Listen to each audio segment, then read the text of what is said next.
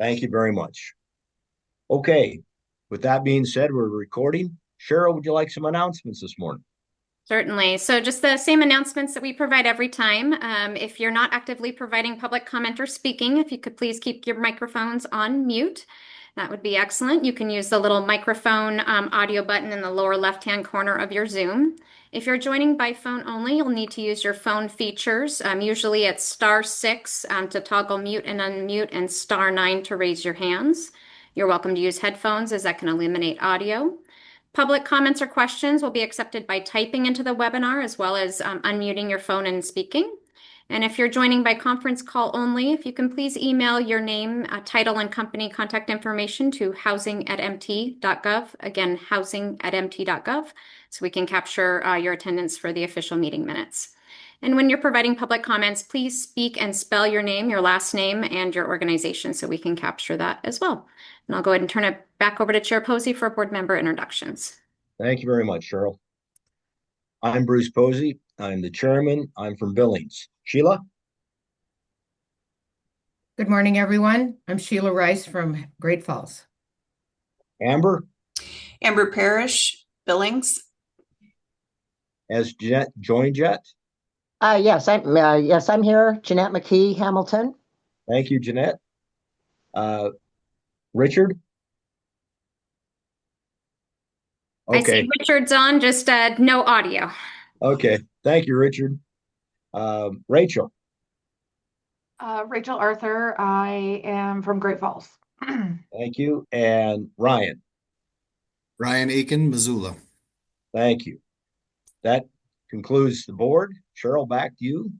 All right, I'm gonna introduce all of the Board of Housing and broader Commerce Housing Division staff.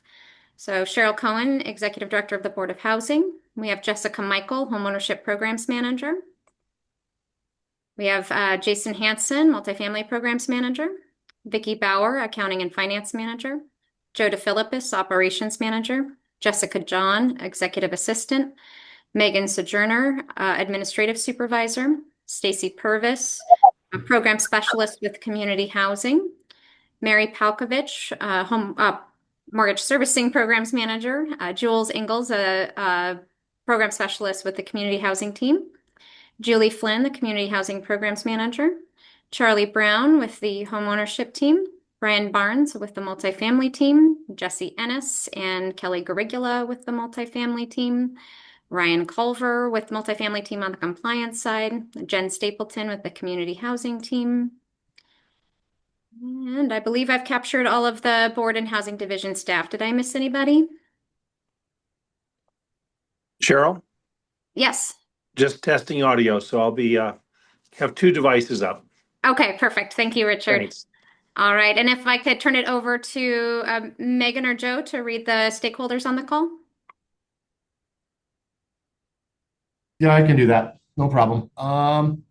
Bear with me a second. Let's see here. We have Jennifer Wheeler,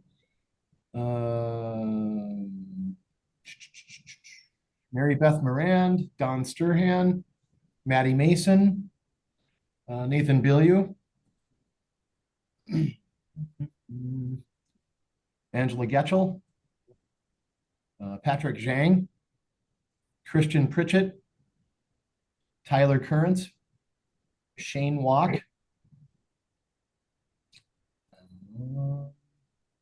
Andrew Shinania, Austin Trunkle, Tiffany Hapney, Cameron Rokich,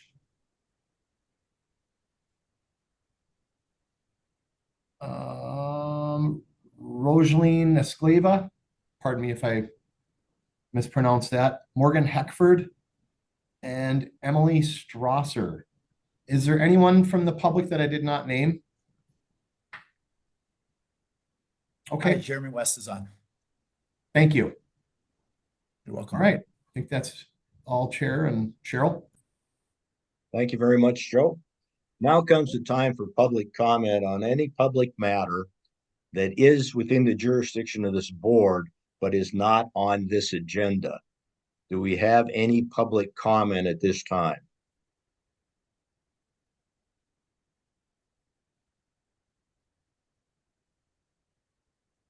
Any public comment?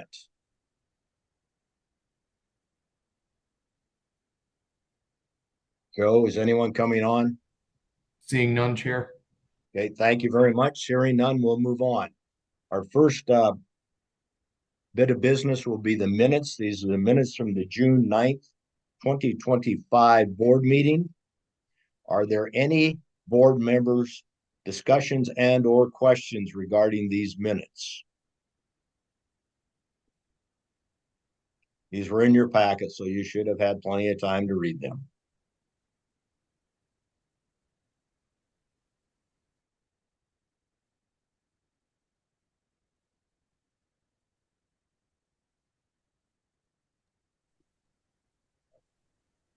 Are Move there to any approve- Oh, I'm sorry. Go ahead, Jeanette.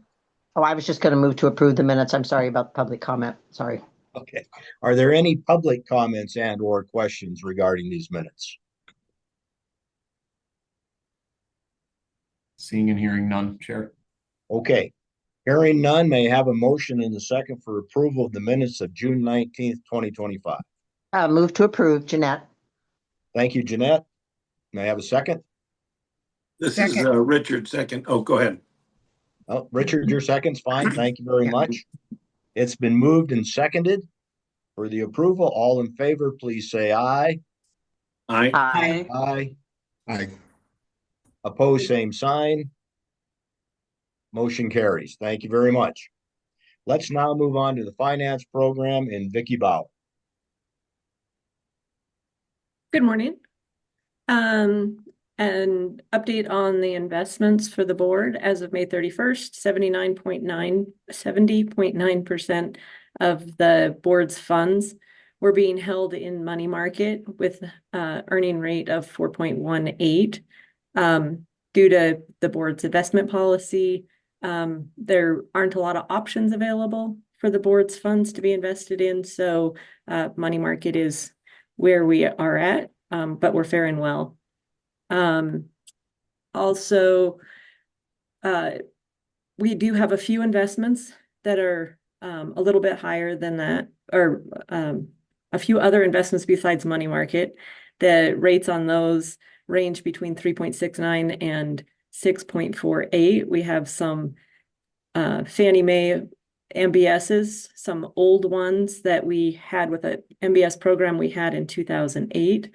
And we also have some Freddie Mac and Treasury bonds.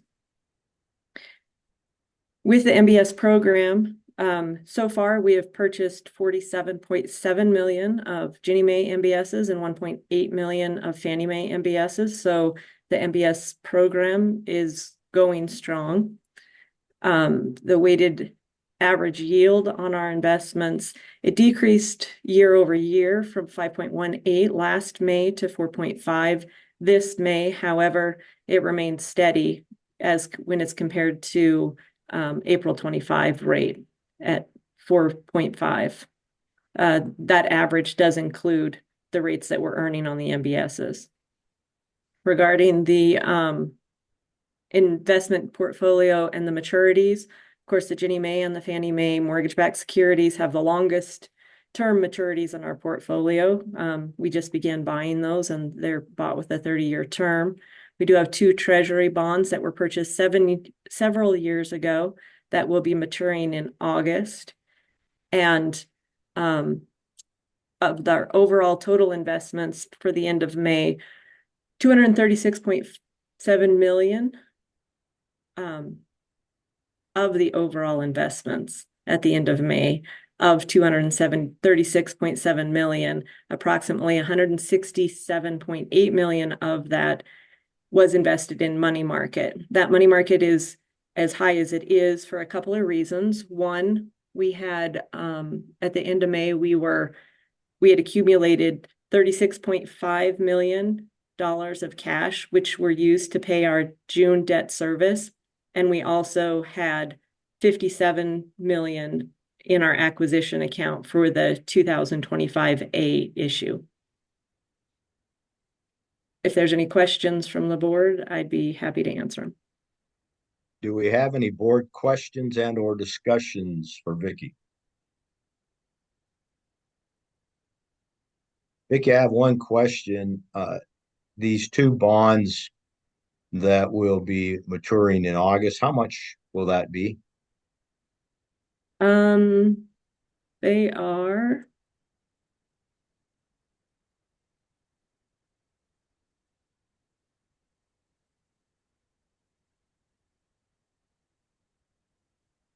They're the 12.3 million. And are those funds restricted in any way? Well, they're just restricted to the bondholders, so we will look to reinvest them. They're I believe they're probably in the debt service reserve accounts, and I can confirm that. But because of the length of the term on those bonds, that's typically where we hold our longest term investments, is in our debt service reserve funds. Okay. Okay, thank you. Mhm.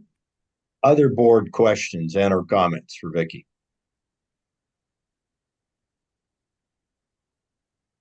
Do we have any public comments and or questions for Vicky?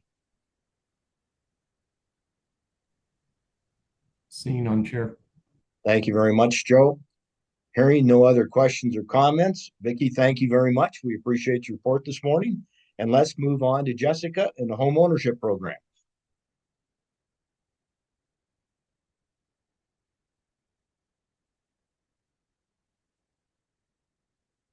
Mute. Hello, everyone. I have a few items today. First is for a new lender approval, Bison Ventures. And I did see that Jeremy West is on the phone from Bison Ventures.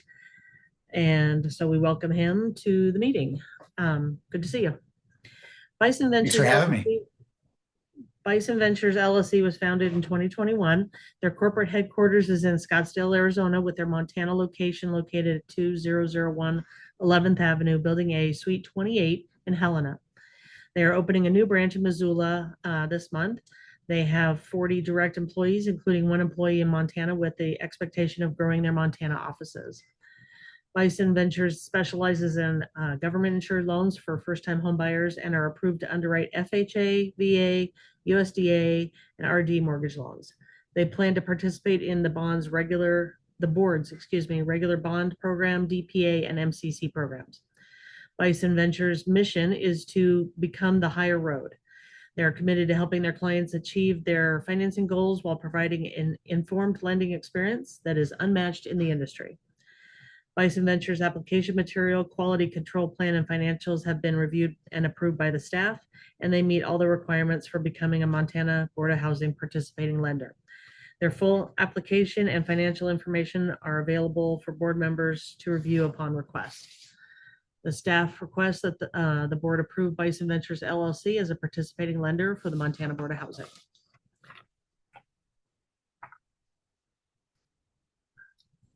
Thank you. Are there any board questions and or comments regarding this?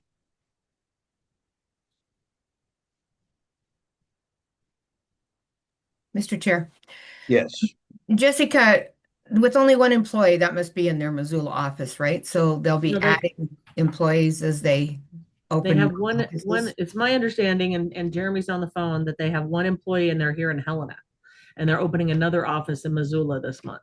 Oh, I misunderstood. I read that wrong. Okay, so they do have an office in Helena that's staffed, and they will have a Missoula office that's staffed. Thank you. That's what I have been told, yes.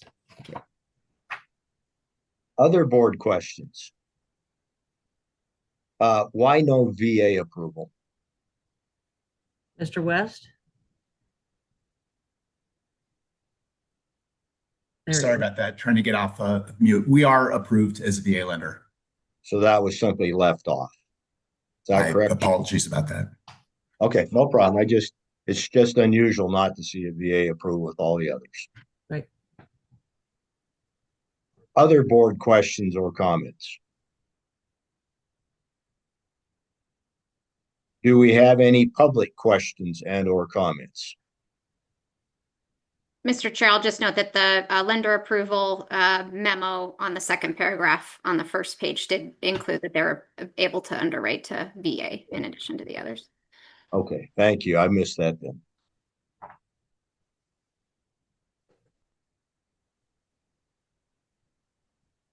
Okay, Hearing nothing from the public or anything else from the board, may I have a motion for approval of Bison Ventures LLC as participating lender for the Montana Board of Housing?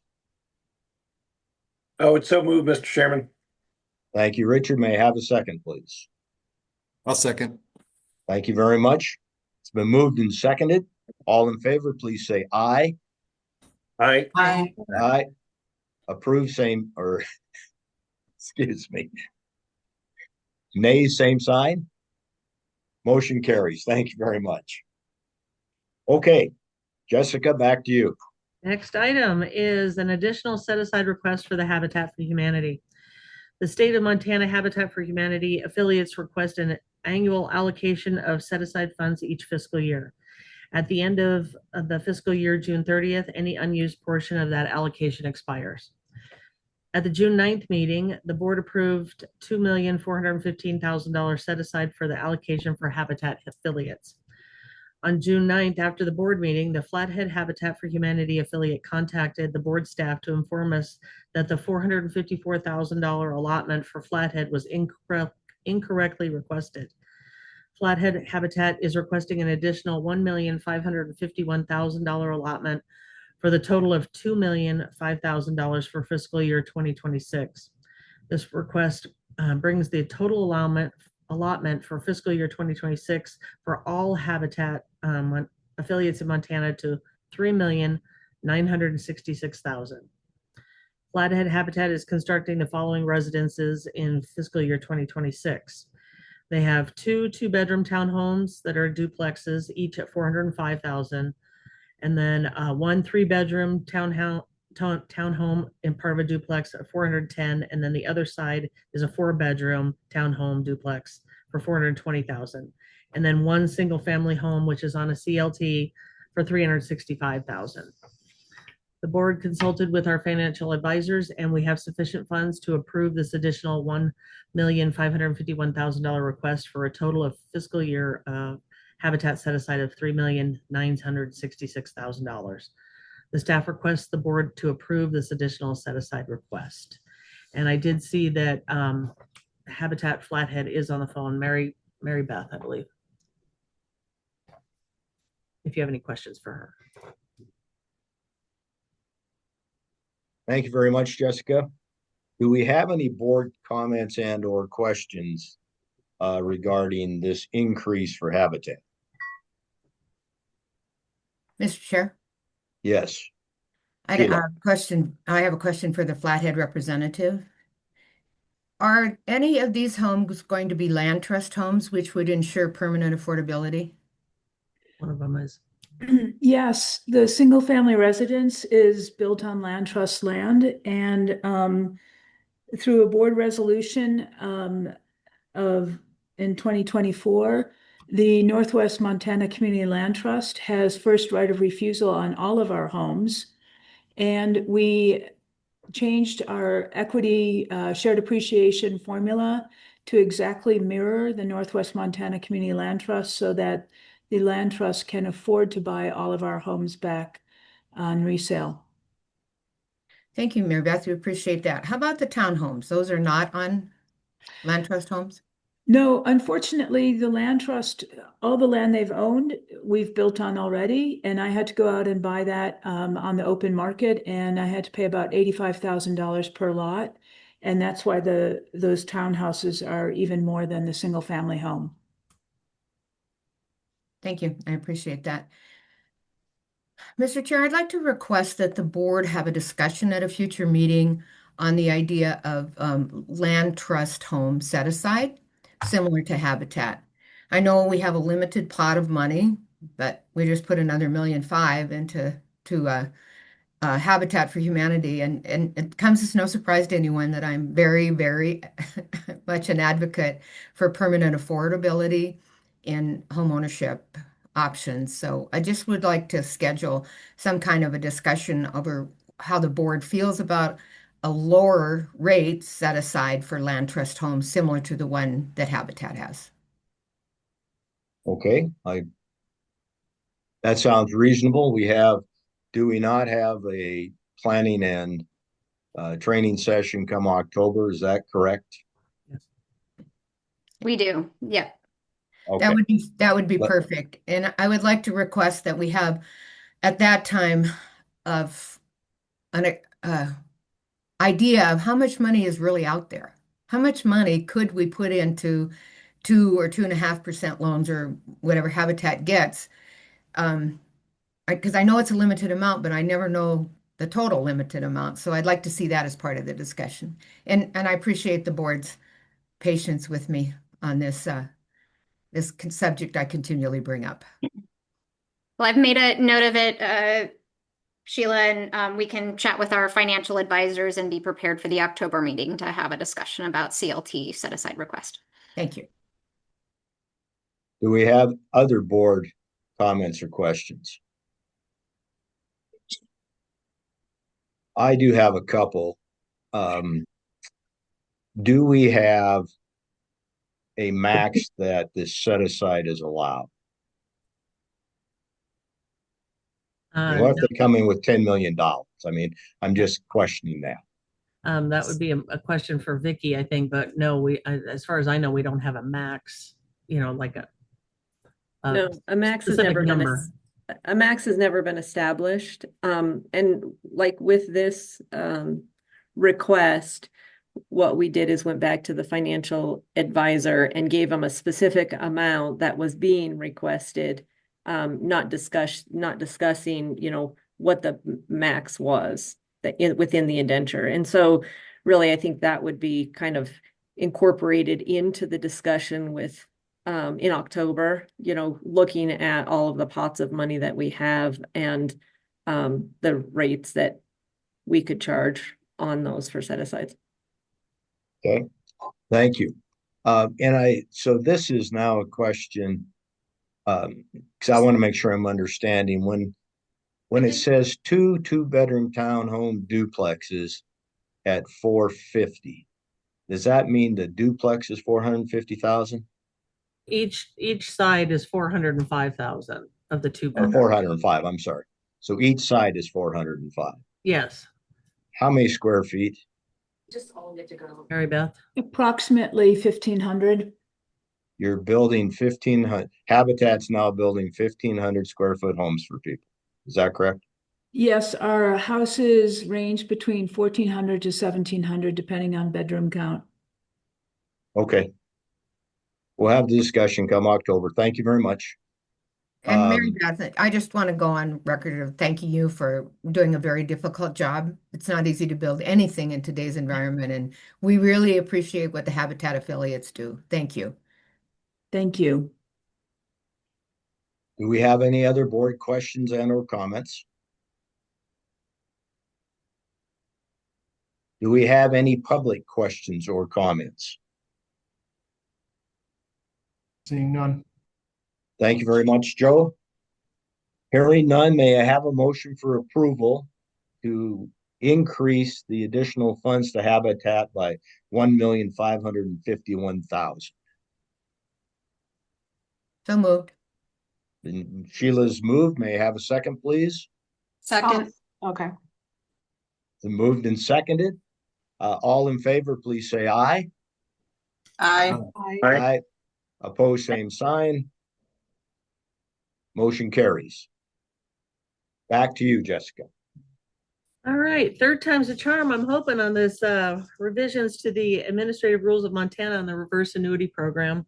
Attached are the proposed changes to the administrative rules of Montana, the redlined document. In response to the board member feedback from the board meeting on June 9th, the following changes have been made to the proposed revisions of the ARM rules 8.111.407, specifically the security for the loan.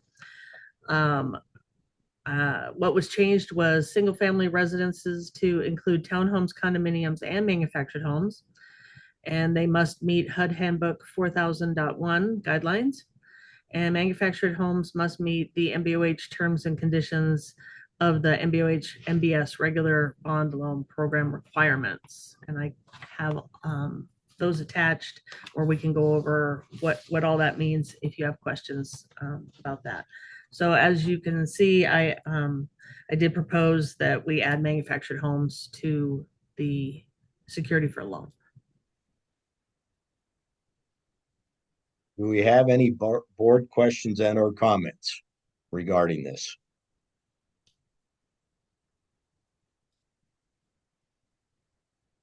I just would like to thank Jessica and the staff members that worked on this for adding manufactured homes. I think that's really got a huge development as well as ongoing impact in the state of Montana for these loans. I did do a lot of research. Thank you very much, Sheila. Do we have any other board comments or questions? I think we've done it. I think the staff's done an excellent job of ferreting out everything and coming up with the best program we can at this point. So thank you. Do we have any public comments or questions? Seeing none. Thank you very much, Joe. Hearing none, then we will move for an approval of these additional administrative rules. I may have a motion and second for approval, please. I will make a motion to approve. Thank you very much. Jeanette will second. Jeanette will second. Thank you. It's been moved and seconded that we approve the proposed changes to the June 9th, 2025 board meeting of the administrative rules as laid out by Jessica today. All in favor, please say aye. Aye. Aye. Aye. Pose same sign. Motion carries. Thank Jessica, you. back up to you for an update. Last thing is the dashboard for home ownership. Not much to say here. Everything is going strong. We did, as you all know, raise the rate by 0.125, that's an eighth across the board. So that did slow down reservations after that initial explosion of reservations, knowing that it was coming. The turn times are still less than a day for us to review them. We're not getting too many that are needing a lock extension. We're seeing steady growth. And same with delinquency and foreclosure rates. They're up, but it's just like a tick, hardly even noticeable compared to last year or overall in the country. I did get an updated delinquency and foreclosure rates on page 2 at the bottom. Finally was able to update that, and we're in line with the rest of the country. I did want to add, back up to page 1. I'm looking at adding loans purchased by Idaho. Before that used to just have the number and the amount. Now I'm adding delinquencies. They're going to provide us a report every month so we can track how many are up to 30 days, over 30 days, up to 90 days. So if everybody wants to look at that, that's what I set up so far. If you ever want to see anything additional, let me know and we can look at adding it to the dashboard. But that's kind of what I'm thinking right now as far as keeping track of delinquencies.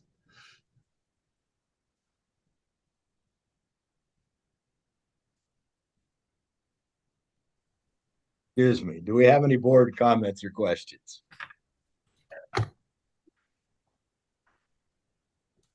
Jessica, I just noticed that one of our larger users of the program is Evergreen Mortgage. If I'm reading the lines properly. Yes, they are. Where are they out of?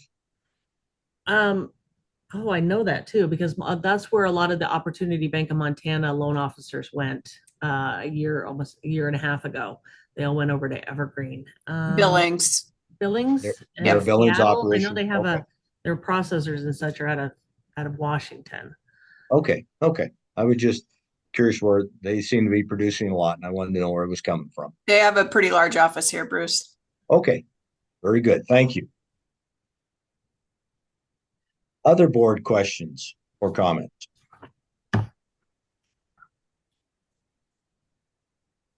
Do we have any public questions or comments for Jessica's program update? Seeing or hearing none, Chair. Thank you very much, Joe. Hearing none, then Jessica, thank you very much.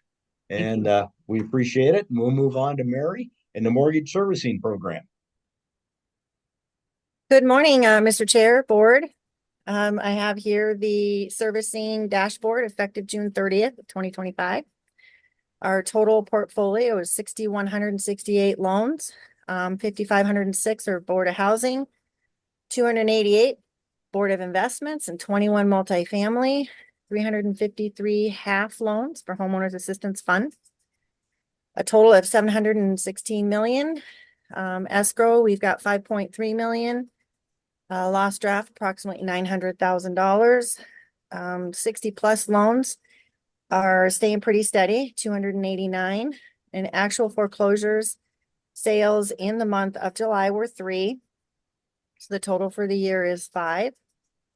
We have 630 delinquent contacts to make. Late fees have increased this month and from last year. Income of $33,600, about 1,023 late fees. Payoffs 41, and we have 5 new loans. As far as our loss mitigation, we do have 2 repayment plans and 2 repayment plans, 3 partial claims and mods pending. We've got 6 loans in Chapter 13, 9 preserved properties, and 1 REO. We did have 1 short sale. I've added the short sale and the third party on here. We had 1 last month of short sale, which did not get to foreclosure. And then we had 2 third parties at foreclosure. So of those 3 foreclosures we had, 2 were third party. Foreclosures initiated in June, we actually had 29 foreclosures at the attorney's office. 7 were billings, the majority of them, 5 in Great Falls, and then 3 in Butte, and then 14 were other cities, about 4.4 million. Foreclosure sales scheduled, we have 17 that actually have a scheduled date, and 12 are FHA, 2 VA, and 3 are USDA RD. And that is my dashboard for the month. Thank you. Do we have any questions for Mary regarding the her report?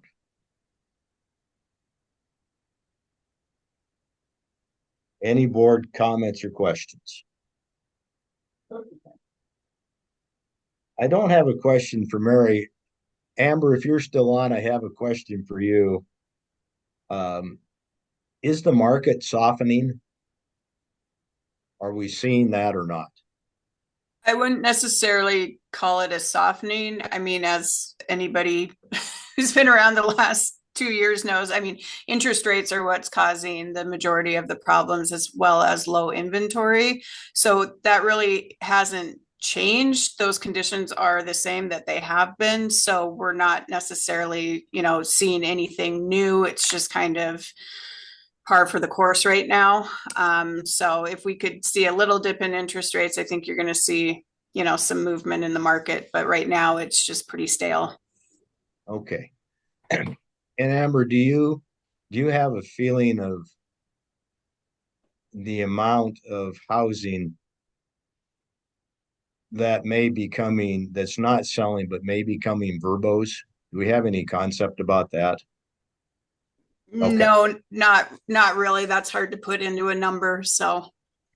Okay. I just wondered. I see more and more verbose around, and that's the only reason I asked the question. And most of them I seen were houses that were for sale that were taken off the market. My only question. Any other board questions or comments? Do we have any public questions and or comments? Seeing or hearing none, Chair. Thank you very much, Joe. That being said, no more from anybody, no comments or questions. We want to thank Mary for her report, and we're going to move on to Jason and the multifamily. Thank you. Thank you, Mr. Chair. Today we have a few items. The first one would be the cost per unit cap waiver with Riverview Apartments with Blue Line Development. A little background on this. Last month we got the final cost certifications for the IRS Form 8609. The total cost per unit is $459,487. And this is above the 2026 cost per unit caps of $365,000. The original application we received competitive round was $306,242. At that time, the QAP had a cost per unit cap of $320,000.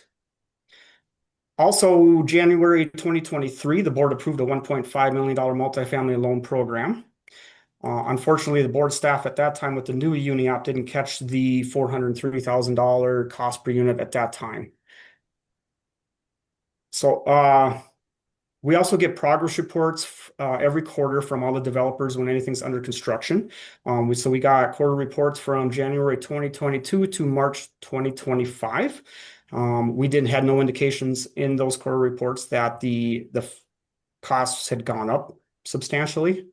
So that is the background of how we have got to where we are today. And so today is they're asking for a waiver to approve the $459,000 total cost per unit. Also in your packet, there's some other talk about negative ramifications if this isn't approved today, as well as some other additional considerations for the board to take into account. So with that, happy to answer any questions. We also have Christian with Blue Line Development on as well, and he can answer questions. Thank you. The board, you have received this information. This has been discussed with our council, and I'd like now to open this up for any board comments or discussions regarding this.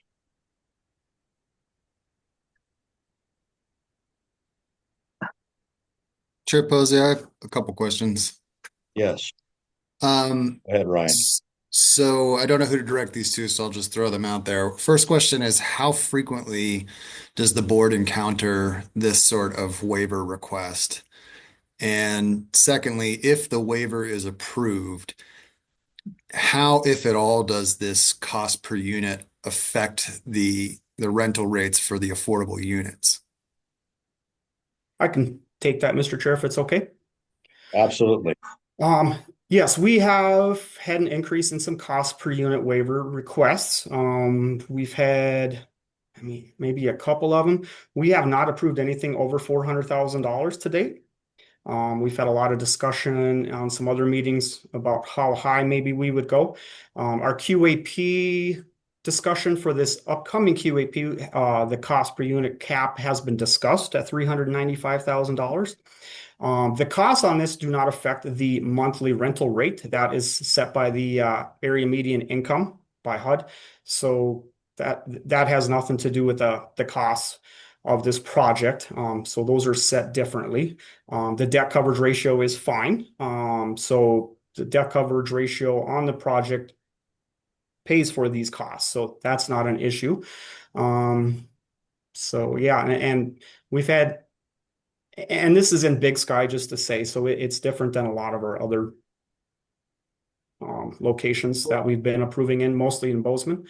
So hopefully that answers your questions. Thank you. This is Jeanette. I have a Go ahead, question, Jeanette. Bruce. Go ahead. Okay. So I guess more than anything, perhaps, well, I don't know if it's more than anything. Anyway, I'm concerned about the precedent setting that we might be doing here. Jason, please respond to that. You bet. And then maybe I'll have Nathan reply too. So I know we have met before. We wanted to make it really clear that hopefully we don't want to be having these cost caps this high. We don't really want to be setting precedent. So I'm not sure, Nathan, if you had something to add to that at all.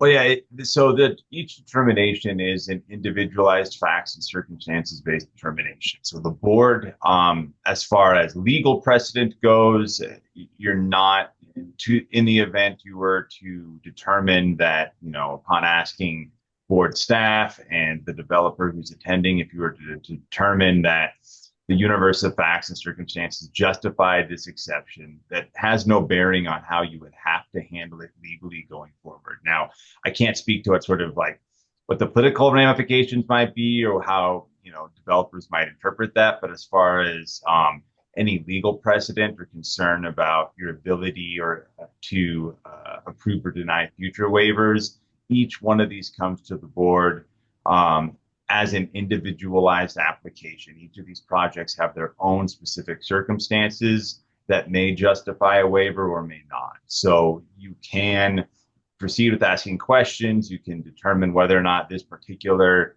request is reasonable and make that determination without any concern that it's going to somehow bind you in a different application that would have different facts and different circumstances that you would need to consider.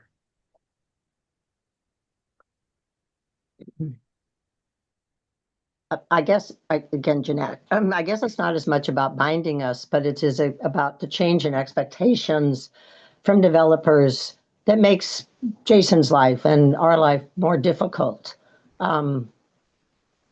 It isn't necessarily the legality of it, but that is where I am popping in on here. I do think it changes expectations. I'll just use that word. Thank you, Jeanette. Do we have any other board comments or questions? I have another question. I think Yes, this Ryan. probably for Jason. I wonder if you could expand on this bit in here that says Riverview's quarterly reports did indicate some cost increases and delays, but did not quantify these cost increases and no funding gaps were indicated. Is that something that you would have expected to see in those quarterly reports, more detailed explanation of cost increases, or were the quarterly reports typical of what you see? Sure, it was pretty typical of what we see. We asked that if there's any big changes, that quarter reports is where they let us know. We have now changed our quarter reports going forward to add specific items on there as cost per units. What is your cost per unit at this time? So we've gotten more specific going forward instead of more generalized questions.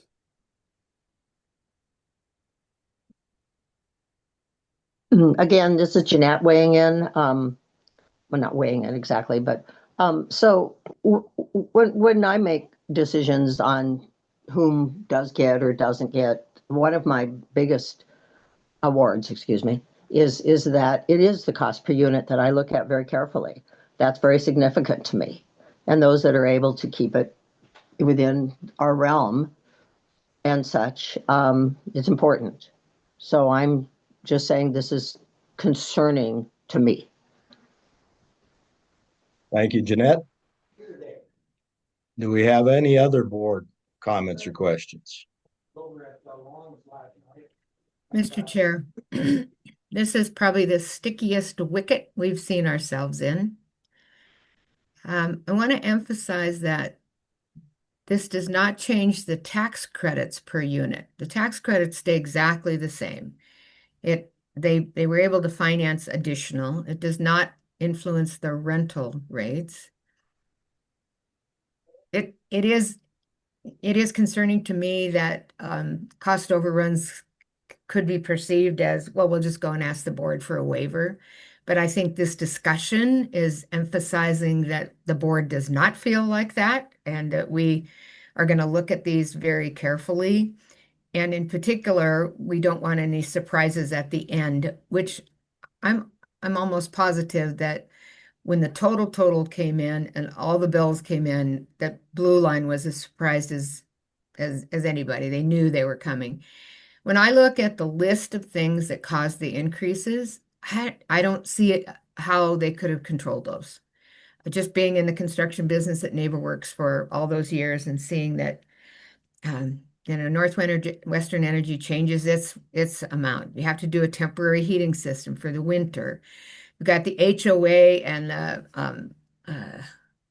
loan, whatever it was, affordable land kind of over. They had so many players in this.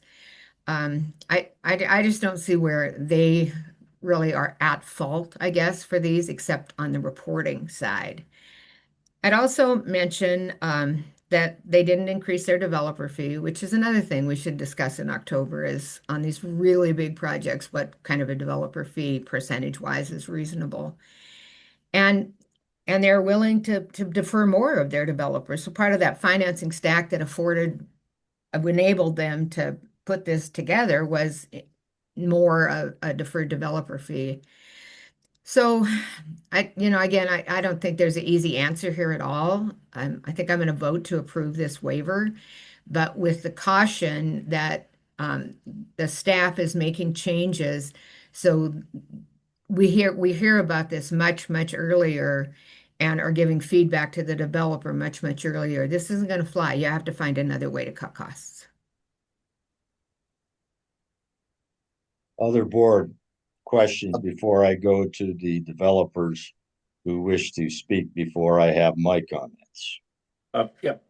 Chair Posey, I just, I don't want to repeat other speakers, but I wanted to say I agree with most of what's been said here, particularly what Sheila just mentioned. So wanted to just make that known. Thank you. Thank you, Richard. Any other board comments at this moment? Okay, we have the developers that wish to say something. Go ahead.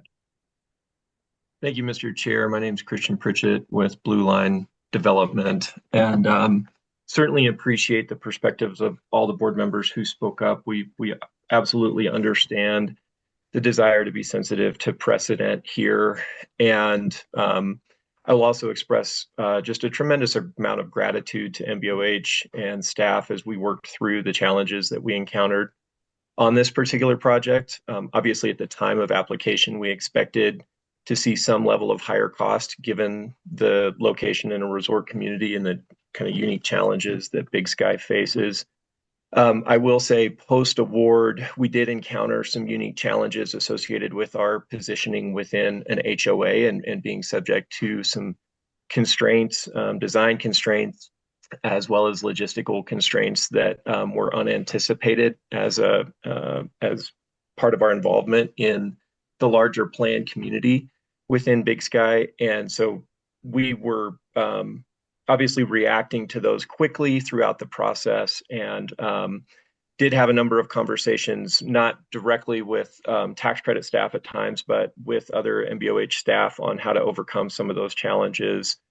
And felt like we had a really close working relationship. Certainly, as Jason pointed out, the exact final per unit cost was not quantified at that time because we were still kind of working through some of those challenges.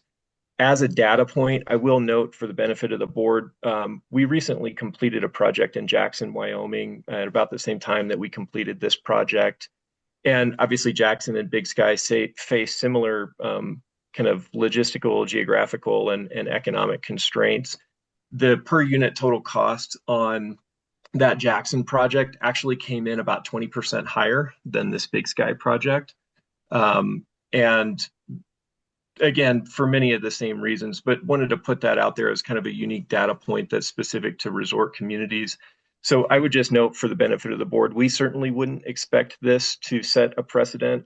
We understand kind of the unique scenario associated with our positioning within the HOA and the resort community, but would be grateful for kind of the one-time waiver and an understanding of kind of the joint work that I feel like we worked through together to get this deal across the finish line. I will also note that we are currently serving 25 families in the community of Big Sky, and the community has expressed a tremendous amount of gratitude for this project. So again, just grateful for our work together. Thank you very much, Christian. Any other comments? Yes, David Fine is on the line. David, go right ahead. Mr. Chair, David Fine, City of Bozeman Housing and Urban Renewal Program Manager.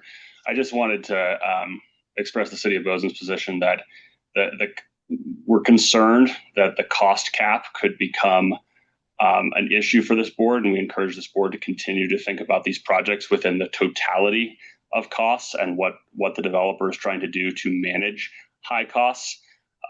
Bozeman is a high cost community. Construction costs continue to be an impediment to our projects. And so I'm hoping the board maybe looks at cost per unit, but also looks at all of the things a developer is trying to do to manage costs in a project. Because I think in Bozeman, if that becomes a hard cap, it could become really difficult to do projects here. Thank you, David. Okay, now for my say. I, for one, am very tired of this. Whether it's an overrun that we find out at the 11th hour and the 59th minute, whether it's at the time of presentation and the letters of intent, and we find out afterwards we're less than 50% the units are going to get built. Whether I find out that we have, in fact, oh, we can't use that property, it has a high water table, that should have been known before. Whether it's the fact that, yes, we have everything, oh, by the way, the very next week we need another $2 million. I'm weary of it. We're getting used. We're getting gamed. I'm sorry. This board works very hard and this staff works very hard. And developers, I am tired of it. We go through a QAP. It takes us several months. We ask you, what do you want? We're putting literally the fox inside the hen house and giving you the opportunity to tell us. And you come up with a cost measure for us. And the board takes the high road. Every time we increase, we let the projects that were approved under a much lower cost go to the higher cost. We always take the high road. I don't want to see it anymore. Developers, you're put on notice. We're not doing it. Now, I, for one, based upon advice from council, will vote for this. But rest assured, I'm done with it. Do we have any public comments or questions at this time? Seeing or hearing none, Chair. Thank you very much, Joe. May Bruce, we have, Bruce, yes. I would just like to echo your comments. I think that we absolutely have had a mismatch in the last several rounds between what's said and what is done. And I do think developers should be on notice that where this is concerning to the board. 3 board members today have expressed it. And just that, I mean, I know development is difficult and cost estimates are difficult, but we have to get better proposals that are more accurate in order to move forward. Thank you very much, Sheila. Bruce, may I say something again one more time? Absolutely, Jan. Okay, I'm going to vote no on this. When do you begin to vote no? How long do you let it go? And we has been. And there is a time when the time is now. And that's why I'm going to do what I'm going to do. Thank you, Jeanette. Okay. Any other comments, particularly from the board? Bruce, Okay. I'll just make a comment really quick. You know, this is my second time on the board, and I remember back my first go around when I had a lot of angst when we raised it to 256 per unit. And, you know, the question then was, where does it go from here? And obviously this is where it goes from there. I think in this particular case where the train's too far down the tracks, so I will be voting yes, but I agree with Sheila, Jeanette, you, Bruce, it's too much. And I understand that markets are different and Big Sky is a difficult market, but it's too much. Thank you very much, Amber. Any other comments from the board? Okay, hearing none, I'd like a motion to approve this cost per waiver variance for the Rimview Apartments in Big Sky. May I have a motion to begin with? This is Sheila. I'll make that motion. May we have a second to that motion? Second. It has been seconded. based upon what I'm hearing, I'm going to do a roll call vote. Sheila, Yes. Amber, Yes. Jeanette, No. Richard, Yes. Rachel, Yes. Ryan. Yes. Chairman votes yes as well. Motion carries. Thank you very much. And board, thank you for your discussion. And developers, I hope you heard what the board had to say. Now, let's go ahead and move on, and we'll move back to Jason and more of his report.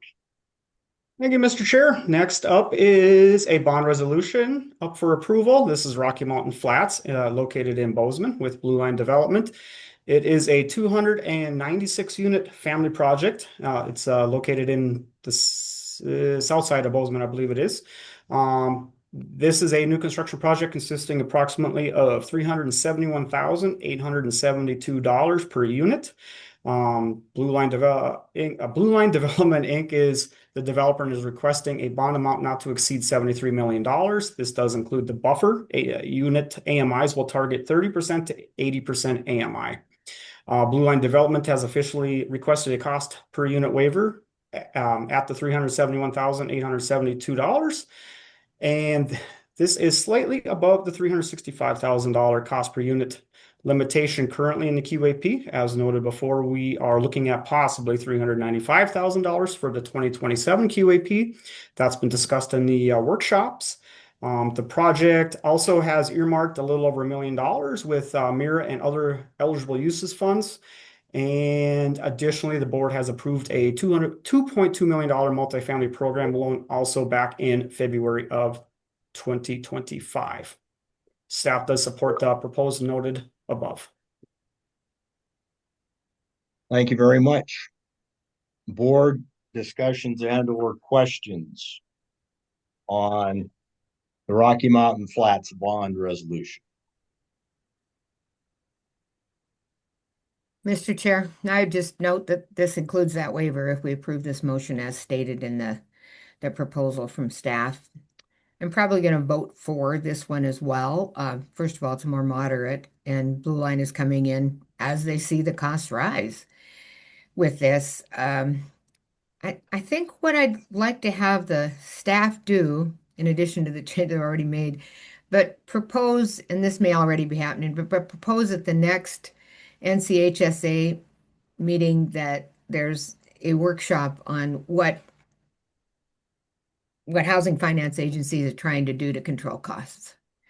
We know that this is out there and it's in the public and it's sticker shock for the public. We also see what the developers are bringing to us, that none of these costs in isolation line items seem unreasonable. Just when you add them all up, it's pretty big. So I would just like to see more information from other HFAs on how they might be controlling their per unit costs. I think that's an excellent observation, Sheila. Thank you. Mr. Chair, could I say something? Absolutely. I also wanted to note that this is in line with basically all the other applications we have in Bozeman. We did make that other waiver up to $400,000. We have some other projects in that 380 range. So this is in line with everything else we're seeing in Bozeman at this time. Thank you. Other board comments?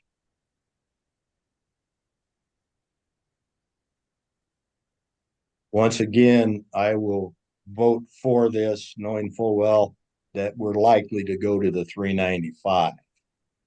But that's it. We're likely to go to the 395. Other board questions or comments? Do we have public questions or comments? Yes, sir. David Fine on the line, please. Chair Posey. David, go ahead.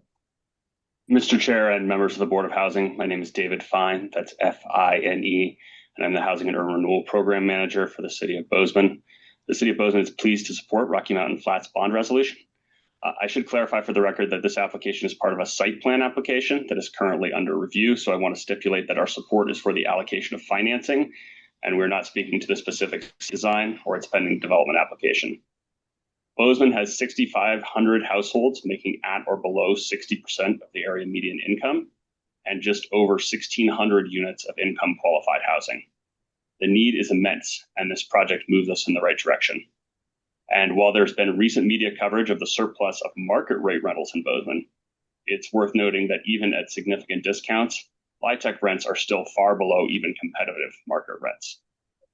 Rocky Mountain Flats units are income average between 30 and 70% AMI, which is badly needed in our community. So again, thank you for your time, Mr. Chair, and members of the Board of Housing.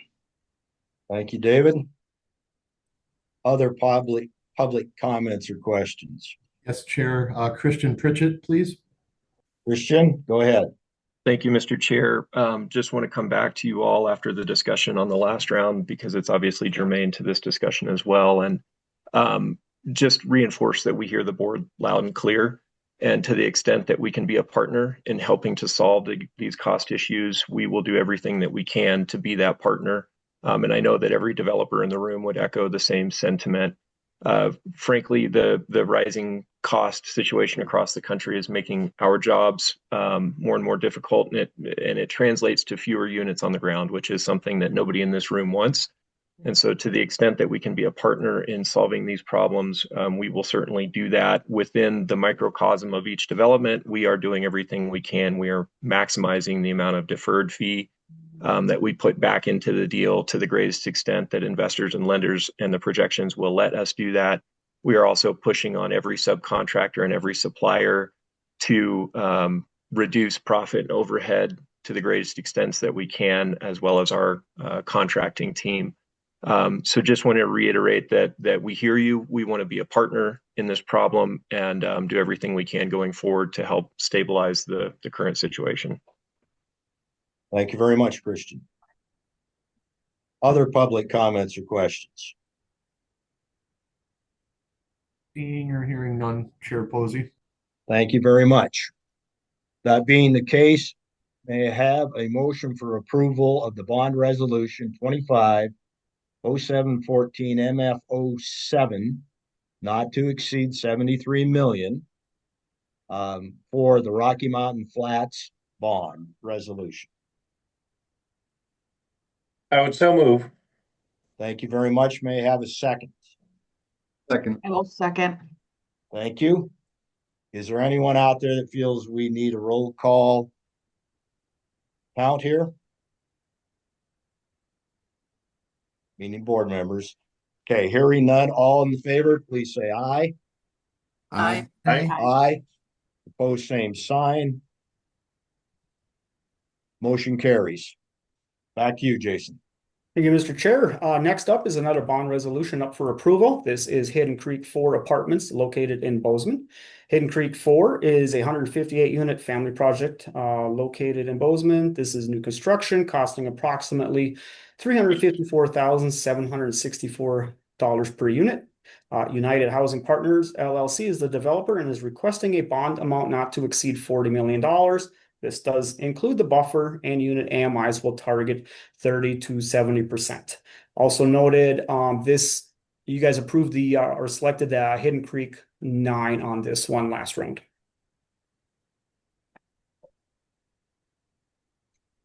Okay. Do we have any board questions or comments regarding this particular bond resolution?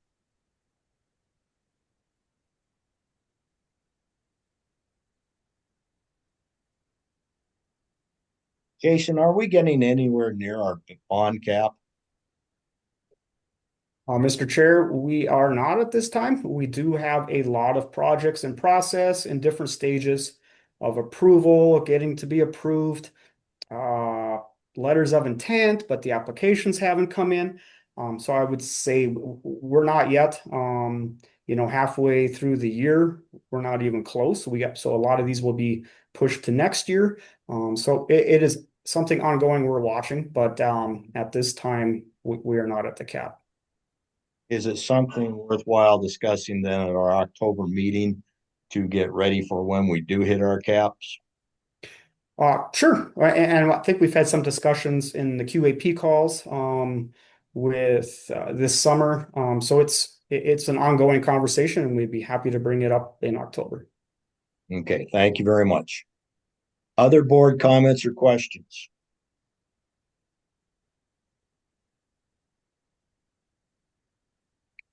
Are there any public comments or questions?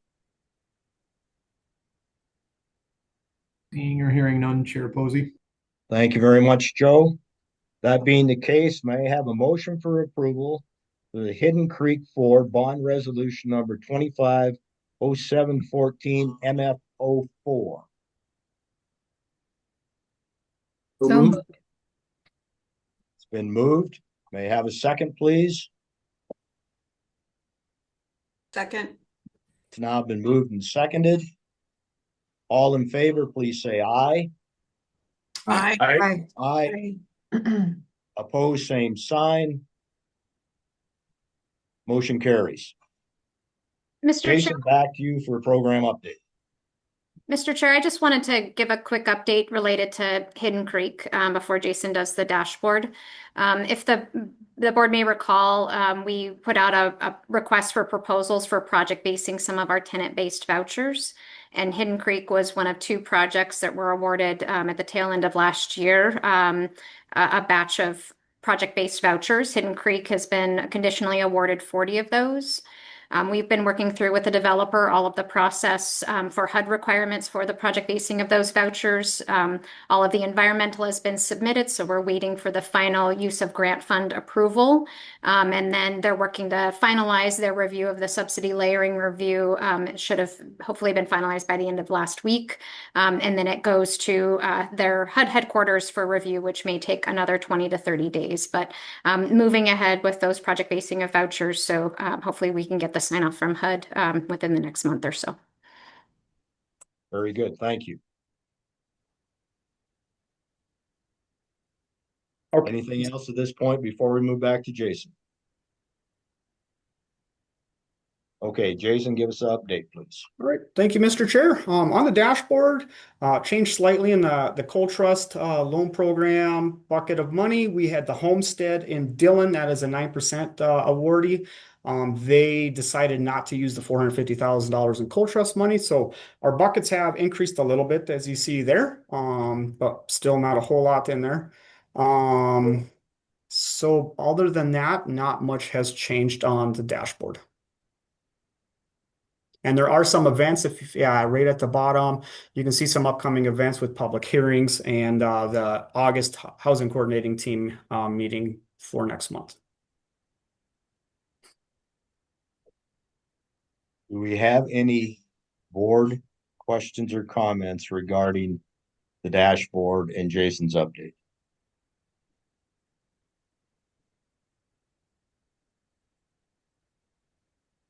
Do we have any public questions or comments regarding Jason's update? Seeing or hearing none, Chair Posey. Thank you very much, Joe. That being the case, Jason, thank you. We appreciate it. Thank you for your hard work bringing these to us, you and your staff. Thanks. Before we proceed on to operations, I would like to go back to the habitat question since we are reviewing it come October. Since I was associated with the original Habitat for Humanity here in Yellowstone County a long time ago. But we used to be able to build at approximately 50% of what the value of the property was. Now, when I hear a duplex at a site at 800 grand, at 400 grand, that means the cost, the appraised value of the duplex is 800,000. I'm assuming that that's probably not the case anymore. And so what I'm really getting at is I'd like to know for that meeting what percentage of this we're actually financing versus the value of it. Since most of the habitat, a lot's supposed to be donated to labor, lumber, et cetera, et cetera. I'd just like to have an idea where that percentage has gone from 50. Is it now 90? Is it 75? Does that make sense, Cheryl? Okay, very good. Thank you. Now, with that having gotten off my head that I forgot to ask earlier, we'll move on to the operations and Joe, I assume you're taking off first. Sure can. For those interested, the next board meeting is going to be Monday, August 11th, 8:30 a.m. And again, here via Zoom. The only board member opportunity right now, again, for you folks are the NCSHA Annual Conference and Showplace. That'll be in New Orleans this year, October 4th through 7th. The registration is now open. If you are interested, please go ahead and shoot Jessica, John, and Cheryl Cohen an email, and we'll get you guys rolling on that. Contracts and procurement, just a few updates on those. Jessica, can you scroll down just a little bit, please? Outside legal counsel, of course, with Nathan and Jackson, Murdo, and Grant. That was executed on June 24th for another renewal. Our foreclosure for legal services, Hendrickson Law Firm, that was executed and renewed again June 26, 2025 for another year. And then, of course, we've got our bond counsel, which is QTAC Rock. We renewed that recently, and that was executed on June 27th. Staffing updates. This one is currently recruiting for the mortgage servicing loan and bond specialist. That is not true anymore. We did hire someone, so that person will be starting, I believe, at the end of the month on the 28th. So we are at we got no vacancies right now in housing, which is great. That is where I'm going to stop right now unless Cheryl wants me to do the homeowner assistance fund stuff, but you usually do that. So I'll let you do it. Okay, so at this point in time, do we have any more questions for Joe? Yeah. Probably not. I just made it short and sweet for you all. If I can make one comment, I would encourage anybody to who's able to go to the conference in New Orleans. I think those are very beneficial for board members to attend. And fact of the matter, it is near the end of the hurricane season, not at the beginning. So we might not get hit by a hurricane going down at that time of year. All right, you guys ready for me to take it away? Yep, go ahead. Okay. So also with the October conference, just a reminder that the October training and board meeting is in person and in Havre.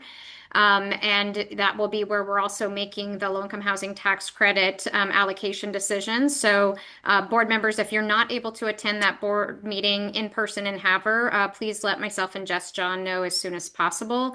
And just a reminder about our board attendance policy and to also notify Chair Posey. For the Homeowner Assistance Fund program, they've received over 3,040 applications across the state. They've expended almost $18 million on all of the various programs. They've done a county outreach campaign to each county treasurer about the lien prevention program and are starting to receive referrals from that effort. They have moved some staffing around to help support the home repairs program application processing. They are also partnering with the Montana VA for a joint presentation to spark some interest, hopefully, with some veteran loans, and they're doing some Facebook marketing for the program. The period of performance for Homeowners Assistance Fund ends next September, so they're trying to spend down what we can as quickly as they can. Going down, we held a 2027 QAP and administrative rulemaking for House Bill 924 in mid-June. And we also joined a Montana NARO call. So this is all the local public housing authorities tail end of last week to solicit input from public housing authorities. And then we also have an upcoming meeting with the Montana Continuum of Care, some community land trust organizations and port authorities and some other ED EcoDevo groups to try to make sure we're soliciting input about rulemaking from a really broad group of organizations. So right now we're aiming to hit the September 2nd ARMS filing deadline, which requires us to submit documentation to the governor's office 2 weeks prior. We're working with all of the other state agencies involved on an MOU to articulate what our various roles and responsibilities are for the program. So we do have kind of draft red line changes of each of the sub-programs within the Housing Montana Trust. I think the biggest decision points will be about interest rate for the program and for the gap financing in particular. So if board members have any strong feelings about the way we set the interest rate, one option is just to set a flat interest rate. Another option is to have interest rate tiered according to income targeting, which is how the Housing Montana Fund ARMs are currently established. One thought from staff is that because we're often seeing in deeper income targeted units, extremely low income units, additional vouchers on those units, to where the rental income really isn't that much lower, if at all lower, from other units in the rental property. So whether or not it makes sense to tier the interest rate based on income targeting when there's sufficient rental income would be a discussion point. Or if we want to tie the index or the interest rate to some sort of index to ensure a slightly below market rate tied to an index. So those are all some options on the table. We'll also have options for how much of the new appropriations coming in to direct to which of the underlying programs. We'll intend to direct a good bulk of it probably to the Housing Montana Fund piece, and then a significant chunk to Veterans Home Loan Program as well. So we did have a hearing at the Legislative Audit Committee on June 13th. They didn't have any specific questions about the financial statements, and they have adopted our fiscal 24 financial statements. We're working with a group called Frontier Strategies that we've brought on as a kind of a business systems analyst to document all of the board's current processes for its various programs. So as of earlier this month, we had 114 processes mapped and approved. And so when we're talking processes, envision, Visio sort of workflow diagrams. So really nailing down in kind of a visual process map how each of these processes work. So these will be helpful for new onboarding and training of employees, information sharing with auditors, can be used to augment our internal controls and risk assessments, and it will be provided as part of our requirements package for a future RFP for the information technology systems. The rental assistance team completed a waitlist purge, and we reopened the waitlist on July 1, and separate waiting lists were also established for the moderate rehabilitation programs on a regional basis. At the time that I wrote this, we had been open about 30 hours, and we had received 377 applications. I believe as of last Thursday, that new applications to our waitlist totaled about 650. We also had a meeting with the Montana Treatment Court coordinators to discuss a new waiting list preference that we have for up to 75 individuals who are active participants in good standing. And so we met with them last Friday, and we'll begin taking their applications as well. Before I move down to the last two bullets, Jess, would you scroll down to the rental assistance dashboard? So because we've been in a close, not issuing vouchers for a while, we did want to give this an updated look. So if you scroll down just a little bit more to the waiting list piece. Yeah.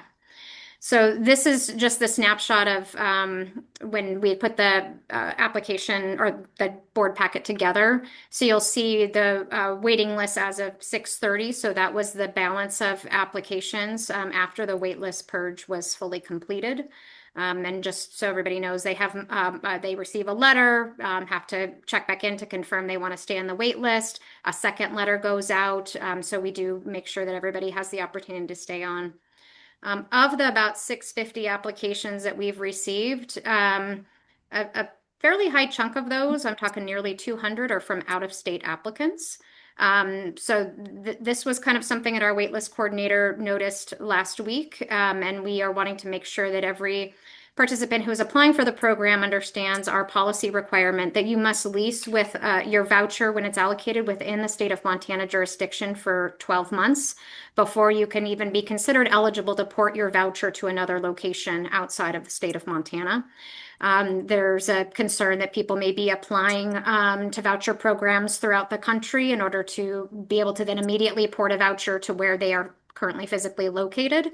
But again, Montana has a requirement that you need to lease up in Montana for the initial 12 months. So we've developed a form that will be going out to all of those applicants to very clearly acknowledge that that is our policy requirement. The other thing just to throw out there is even though we have this higher budget authority for our rental assistance programs following the fair market rent reevaluation, Commerce's budget went from about 19.5 million to 31.7 million. Again, we only have about 6 months to spend that increased amount for housing assistance payments for eligible participants. We're getting out hundreds of vouchers on the street right now, but there is real challenges in some of our rental markets. I've had John do a little bit of a snapshot review of just what we're seeing in that Helena area. At one point last week, when I looked on Zillow, there was a total of 58 apartments for rent in its entirety throughout the entire Helena area. And maybe about 8 to 10 of those were within our voucher payment standards. And a huge percentage of those post no Section 8 allowed in their application listings. We also see various, screening on, credit scores or other background issues that make it challenging for folks that have some real life experiences that they're trying to work through. And so I am quite concerned that folks are going to have a big uphill battle trying to find a landlord that will lease to them with a Section 8 voucher. We've had some conversations with the Montana NARO public housing authorities, and I had a conversation with one of our federal delegation staff members last week to look and see what options we may have for advocacy around requesting an extension to utilize that increased budget authority. Because as it stands now, whatever we don't use by this calendar year end may end up in our HUD held reserves, and then those are subject to offset by HUD, so they can come and sweep the reserve balance, and then we're back to square one starting next year. We really do have a goal that we've communicated with our field agency partners to try to house 600 families under the Section 8 program between now and the end of the calendar year, and that's going to be a really hard challenge for us to fulfill. So I just want to make sure folks are aware of what's going on out there, and board members, to the extent you have conversations in the community or talk to people who are perhaps landlords or those that work in this environment, to please acknowledge that folks that have a Section 8 rental assistance voucher are often elderly individuals on fixed incomes, persons with disabilities who need housing just like everybody else. And so we really do want to work with landlords to the best of our ability to participate in the program. So to the extent that you can have those conversations in your personal lives, that would be fantastic. And then if you want to scroll back up to the rest of the dashboard, I'll cover the last couple of things.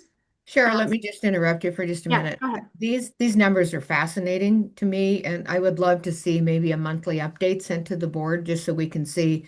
It's already doubled just since you wrote that report, and I'm always interested in waiting lists and the difficulty of people who have a voucher using a voucher. Yeah, and we'll certainly also be tracking the success rate, meaning the number of households issued a voucher who are able to successfully lease up within 120 days. So we can provide that success rate metric going forward as well. Thank you. So last bit, next week I'll be gone in Annapolis, Maryland for the NCSHA Executive Director Workshop. So happy to have some kind of impromptu conversations with some of my counterparts there about the cost per unit. NCSHA has put out articles to housing finance agencies strongly encouraging us to really keep costs contained and to align with NCSHA's recommended best practices for LIHTC administration, which we believe we do. So that'll be a fun workshop tomorrow or next week. And then let's see. I also did an interview with our marketing and communications team to celebrate our 50th anniversary. So if you want to hear me talk even more, you can go click that link and see what I have to say. And with that, I think that's all that I've got on my dashboard. So happy to take any other questions or comments. I think we got you on mute, Bruce. Okay, thank you. Do we have any questions from the board and or comments? Cheryl, I am happy to see that you've established these 75 individuals that participate in treatment court. As we have discussed, and I believe there's a group of individuals that are trying hard to do what is right. And our ability to assist those, I think, is important.